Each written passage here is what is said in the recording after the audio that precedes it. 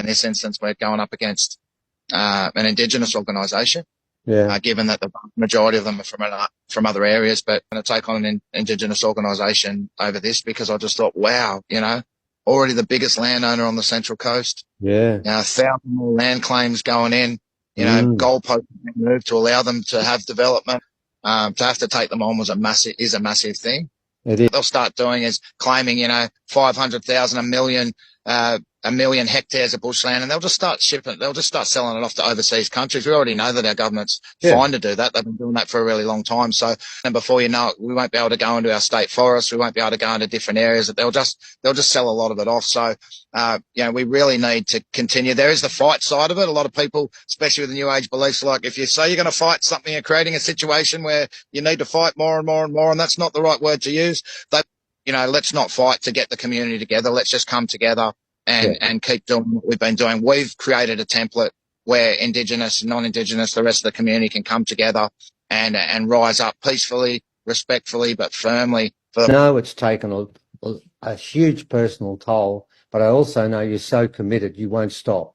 So thank you so much for doing this, mate. Hopefully this will count for something, and if not, we're trying like we always do, mate. It'll be a landslide, Jake, if this one gets up. It'll be happening everywhere. And once the precedent is set, who's going to be able to stop it? This is the point we have to stop them at.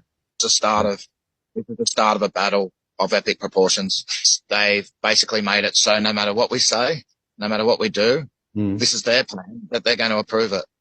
So they're not going to give the land back. I think what's happened is the government's got together after the bushfires with their scientific community and their mates in the State Land Council and the developers sort of in the background, always the ones that fund their election campaigns.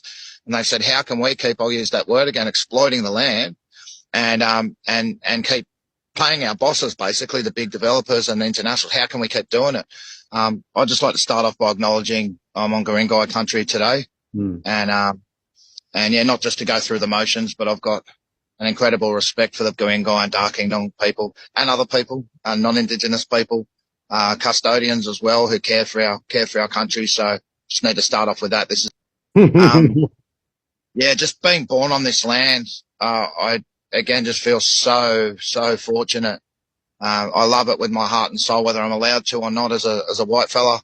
I'm not that white, I guess. All of us come from Indigenous roots. If you go back far enough in our different places of the world that we all came from. So I always had a deep fascination with that, and to be able to go up into Carryong, up the back of Woy Woy Tip was my main area, and they've come up with this. They've come up with this, that if you stand in the way, then you're standing in the way of Aboriginal self-determination. You're a racist, all the kind of things that our group's been called, which is interesting considering we've got so many Indigenous members, including traditional custodians. It up for the occasion at the Peats Ridge Festival closing ceremony.